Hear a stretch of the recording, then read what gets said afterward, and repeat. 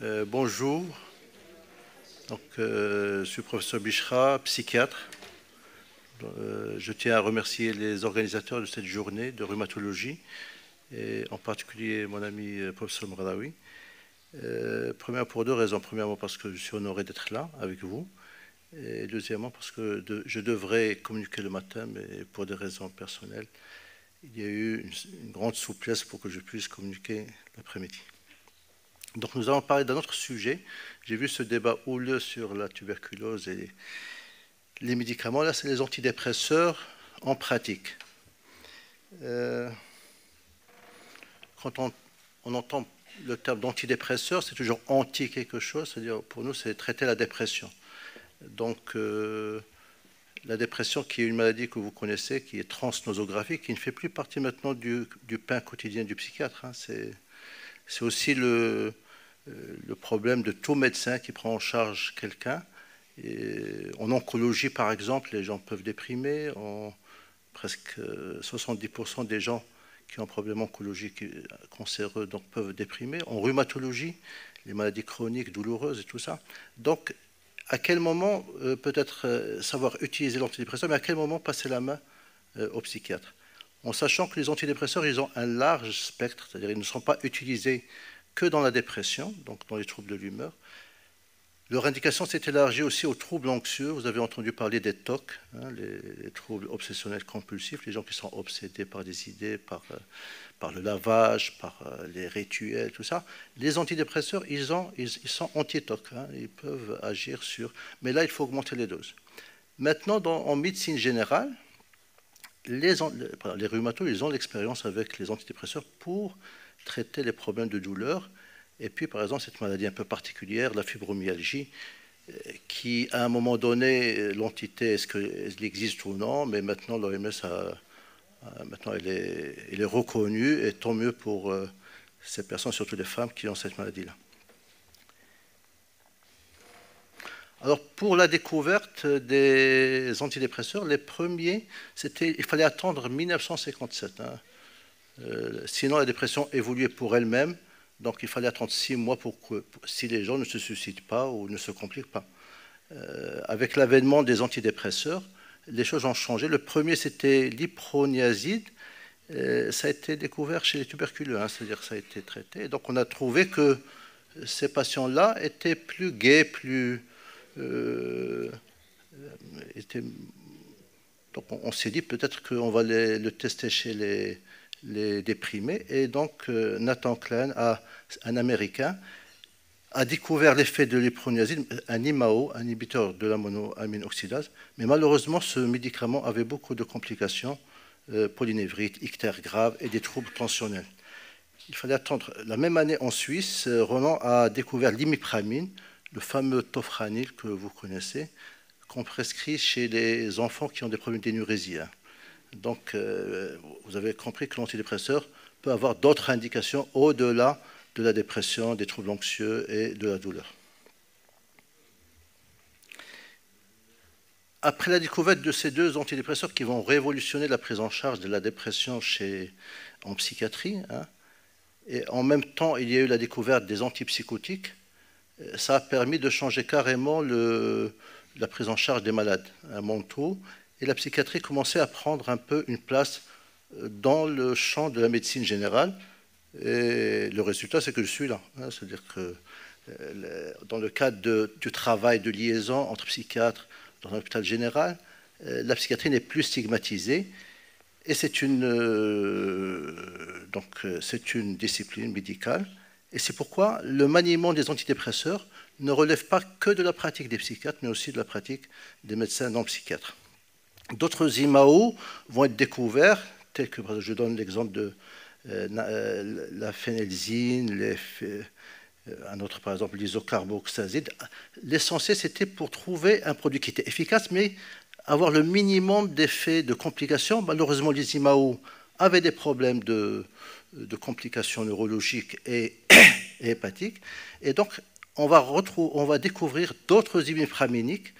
Vous connaissez la métriptyline, c'est-à-dire le laroxyl, qui est prescrit largement dans les douleurs en rhumatologie, mais aussi la clomipramine, l'anafranil, qui est aussi un produit antidépresseur, mais ces produits sont moins dangereux que les IMAO, mais entraînent quand même des effets anticholinergiques, sécheresse de la bouche, constipation, tout ça, et qui va altérer la qualité de vie de ces patients. Donc, mais ils sont quand même, on est passé à une deuxième étape moins dangereuse que les IMAO. Et puis, il y a eu les nouvelles molécules, les ISRS ou IRS, hein, les inhibiteurs spécifiques de la recapture de la sérotonine. On les appelle aussi antidépresseurs sérotoninergiques. La fluvoxamine en 1984, la fluoxétine, le fameux Prozac qu'on appelle aussi la pilule du bonheur, hein, donc en 1986, et puis toute la série paroxétine, sertraline et citalopram. Ces médicaments, ils sont efficaces, aussi efficaces que les imipraminiques, mais mieux tolérés. Une deuxième famille, les inhibiteurs de la recapture de la sérotonine et de la noradrénaline, on va trouver la duloxétine. En 2008, c'est le Cymbalta, où on a actuellement un générique qui est Dulofi. Hein.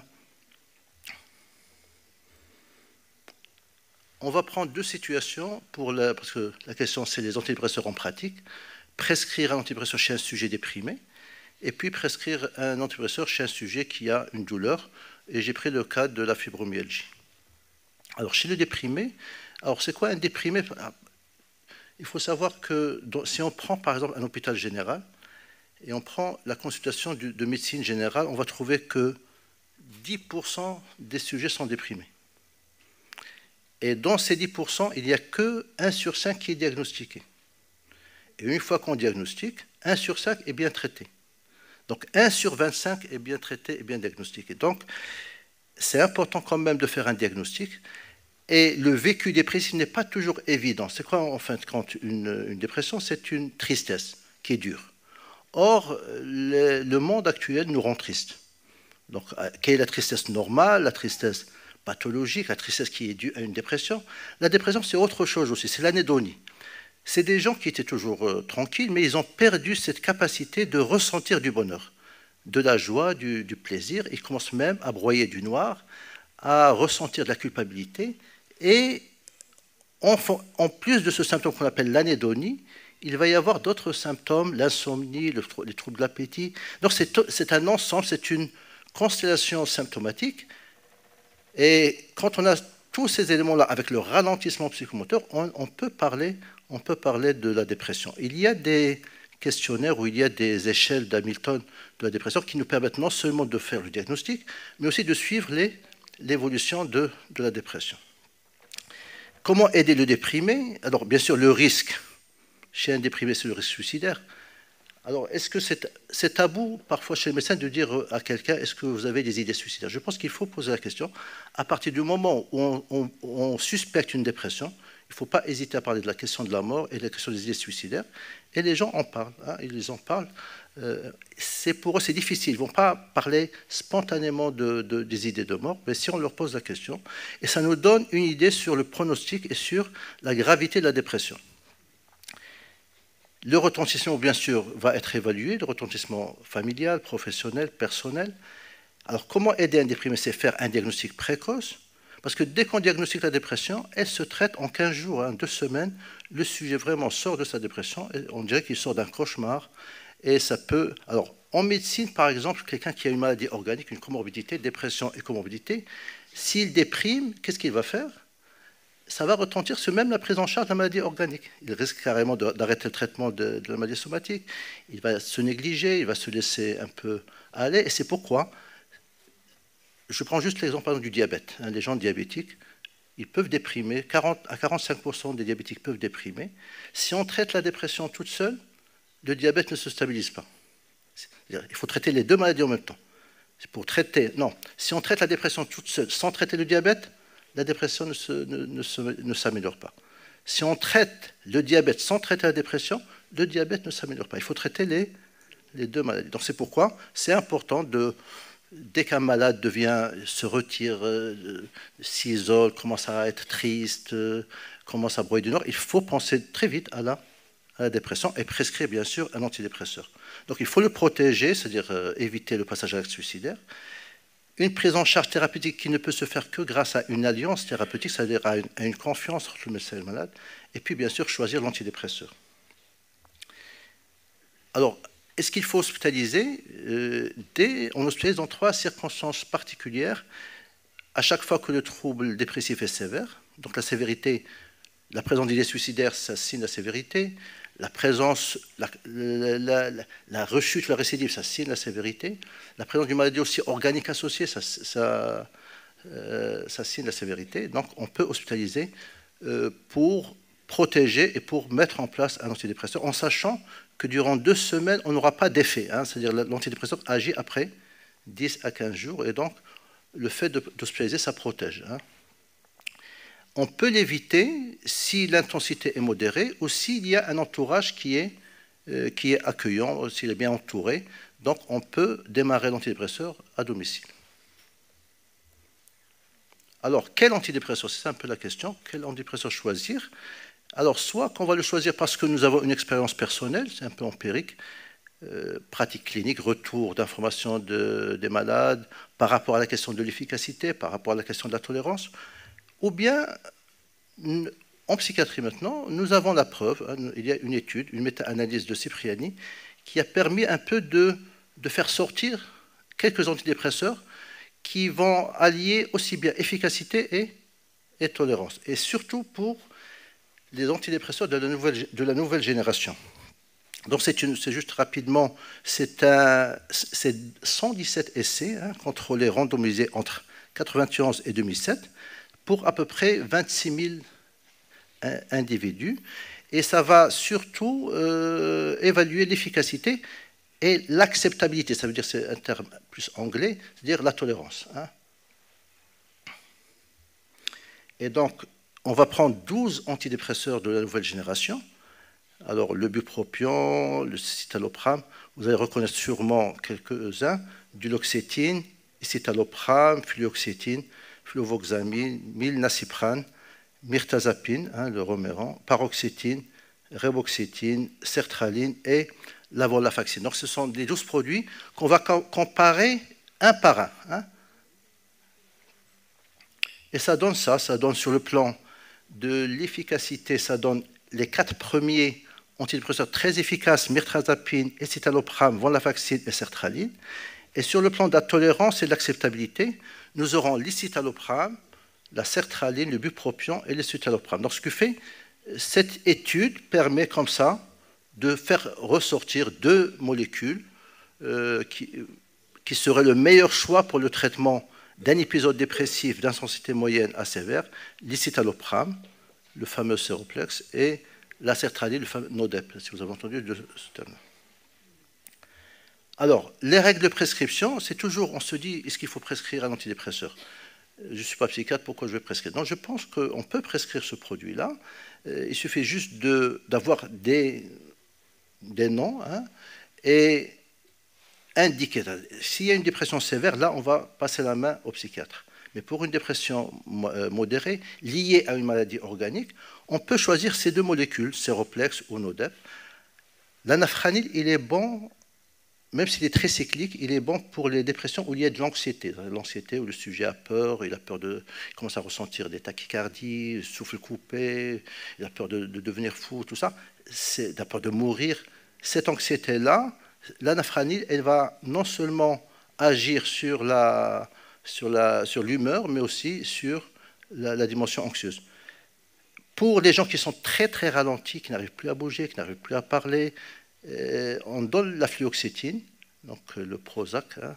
Il n'est plus commercialisé au Maroc, nous avons d'autres génériques qui sont bons, comme le fluoxète. Mais à ce moment-là, il faut faire attention à la levée de l'inhibition. Ça veut dire que ces gens-là, le ralentissement en fin de compte, ça protège contre un passage à l'acte suicidaire. Le fait de lever l'inhibition, on facilite le passage. C'est pourquoi il faut protéger et il faut donner des tranquillisants durant cette période de 2 semaines, 3 semaines, puis après on arrête progressivement les tranquillisants. Alors la posologie, il faut démarrer d'une manière optimale, dès le départ, sauf, on le verra tout à l'heure, chez les enfants et les adolescents. Hein. Il faut démarrer progressivement. Mais sinon, chez l'adulte, par exemple, je prends Séroplex, il est dosé à 10 mg, il faut donner 1 comprimé par jour pour la dépression. Pour les TOC, il faut aller jusqu'à parfois 2 à 3 comprimés. Dans tous les cas, pour la dépression, un comprimé par jour. Le Nodep aussi, 50 mg, c'est efficace, c'est des comprimés à 50 mg. Un comprimé par jour, le soir ou le matin. Dans tous les cas, on prescrit. Maintenant, quelle est la voie de prescription? C'est la voie orale, la plus fréquente. Mais pour des malades qui ne peuvent pas avaler, qui ne peuvent pas, qui sont très anorexiques, qui n'ont aucun appétit, on a un produit qu'on peut passer par voie intraveineuse, l'anafranil. C'est des ampoules de 25 mg. Il y a des protocoles et une surveillance. Et après, dès que le sujet est mieux, on passe à la voie orale.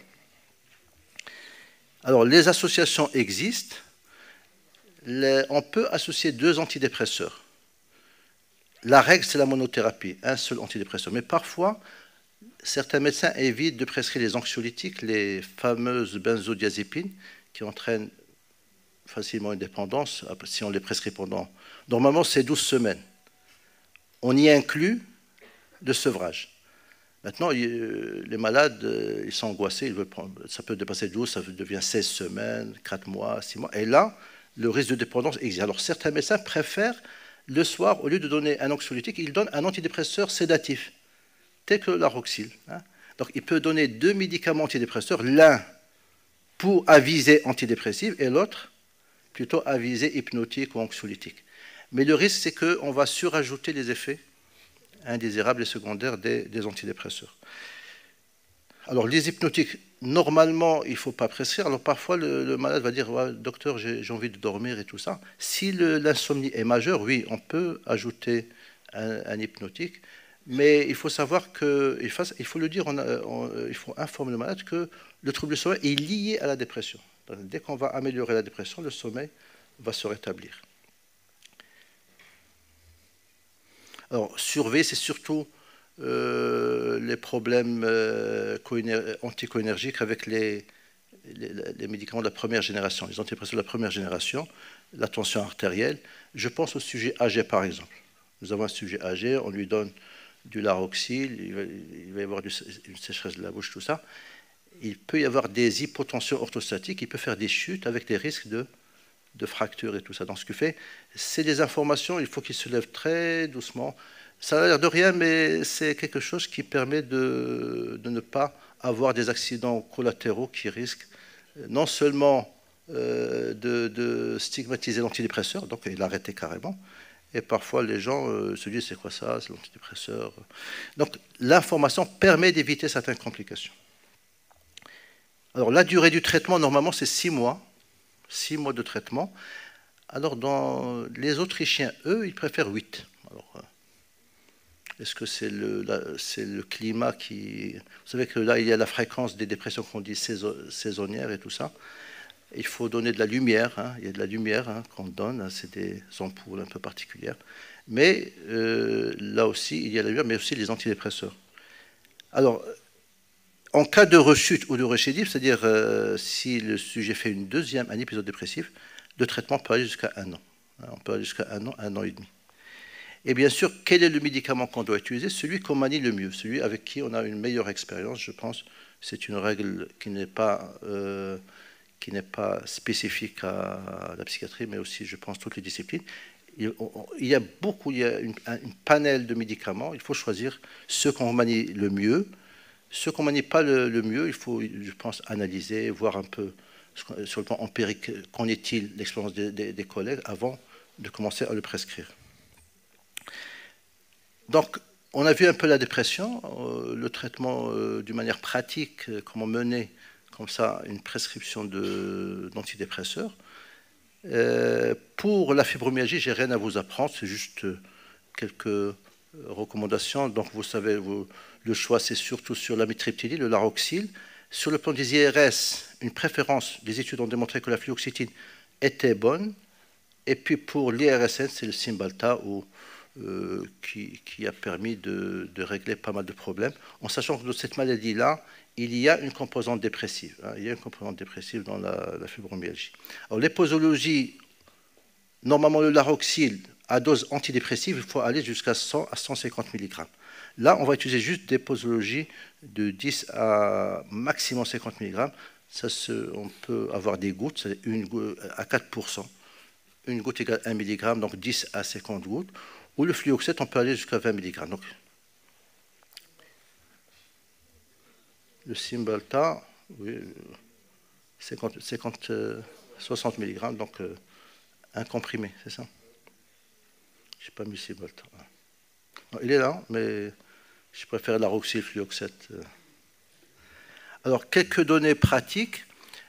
Il a été démontré l'efficacité de ces médicaments-là, aussi bien sur la douleur que sur la composante dépressive. Les voies, apparemment, les voies sérotoninergiques suivent les voies de la douleur, hein, mais il n'y a pas une preuve comme ça, une preuve biologique, comment l'antidépresseur agit sur la douleur, à telle enseigne que Eric Thomas a dit, est-ce que les traitements antidépresseurs améliorent vraiment la fibromyalgie? Donc ça par exemple... mais ils ont montré leur efficacité. L'association tricyclique IRS est possible, mais pour le Cymbalta, par exemple, les IRSN, il faut être en monothérapie.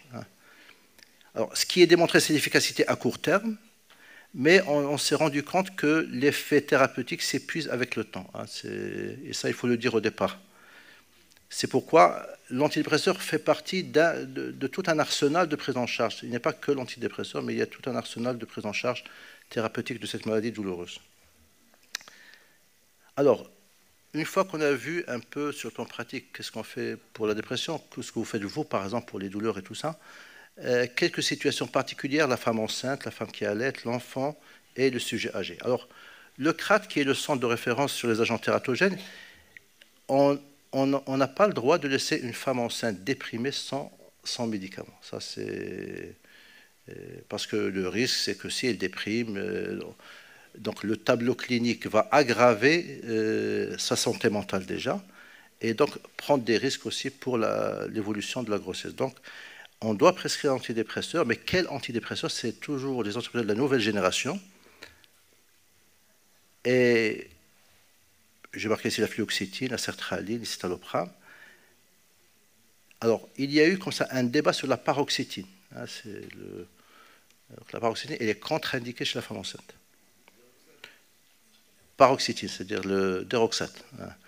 Pourquoi? Parce que ils ont fait des études, ils ont démontré qu'il y avait un effet tératogène un peu supérieur par rapport aux études de la fluoxétine, certaines, tout ça. Donc, et puis le laboratoire a lui-même retiré le produit, hein, de cette indication. Donc, il est contre-indiqué chez la femme enceinte. C'est ça un peu. Alors, mais cette paroxétine, elle est bonne pour la femme qui allait, parce que cette molécule passe peu dans le lait maternel. Donc, dans tous les cas, la femme enceinte, on fait très attention quand on prescrit les médicaments. On peut prescrire les antidépresseurs, on fait un peu la balance. Et bien sûr, il faut suivre l'évolution de la grossesse. Il faut vraiment que le psychiatre qui prescrit ou le médecin qui prescrit l'antidépresseur chez la femme enceinte doit rentrer en contact avec le gynéco, avec le pédiatre, pour suivre l'évolution fœtale et la bonne évolution de la grossesse.